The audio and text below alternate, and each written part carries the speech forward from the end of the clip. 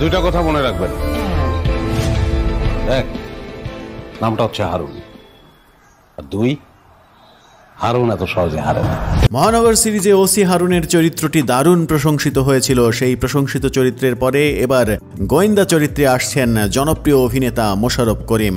দেশ অস্থির সময় পেরিয়েছে, ছবি অঙ্গনেও কিছুটা শুটিং শুরুর কার্যক্রম হয়তো একটু একটু করে শুরু হওয়ার পথে। তবে বন্ধের সময়টুকুতে বিশ্রাম নেওয়ার সুযোগ পেয়েছেন অভিনেতা মোশাররফ করিম, তেমনটাই জানিয়েছেন। বলেছেন, এমনিতে শুটিংয়ের ব্যস্ততার কারণে বিশ্রামের সময়টাও ঠিকমতো পান না।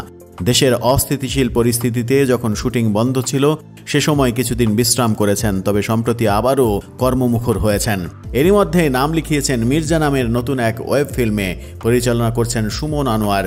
শিগগিরই শুটিং শুরু হবে, একটি অনলাইন প্ল্যাটফর্মে মুক্তিও দেওয়া হবে এই ছবিটি।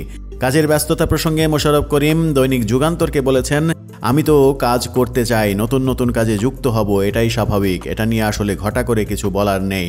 একজন অভিনেতার নতুন কাজ আসবে, প্রচার হবে, এটাই তার জীবন। আমিও যুক্ত হয়েছি আরও একটি নতুন কাজে, এটা নিয়ে বিস্তারিত কথা হবে আরও পরে। নির্মাতা সুমন আনোয়ার জানিয়েছেন, একটি গোয়েন্দা গল্প নিয়ে ফিল্মটি বানাচ্ছেন তিনি, যে গল্পের মূল চরিত্র মোশাররফ করিম।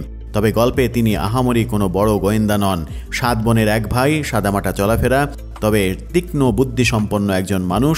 সবসময় সতর্ক থাকেন, নিজের বুদ্ধি দিয়ে রহস্য এবং জটিলতার সমাধান করেন।